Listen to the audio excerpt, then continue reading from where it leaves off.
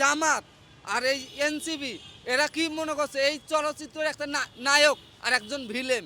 ওরা যেভাবে জনগণের কাছে আওতা চায়, ওরা যদি মনে হয় ওদের প্যান খুলে দিবে, তাও তাও ওরা মনে করে জানি ওদের নির্বাচনে পাশ করাইতে হবে।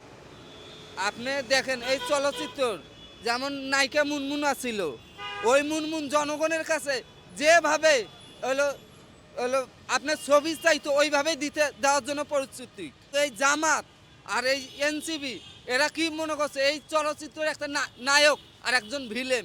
জামাতও এই জীবনে আইতে পারবে না, আর এনসিপি তো অল বাংলাদেশে একটা সিট পাবে কিনা তার সন্দেহ আছে। আর জামাত তো এমনি রাজাকার, ওক তো কেউ চাই না, ওক তো কেউ চাইবেই না। ওই ৭১ যুদ্ধ অপরাধীর সঙ্গে আমাদের মা বোনের দেখাই দিচ্ছে।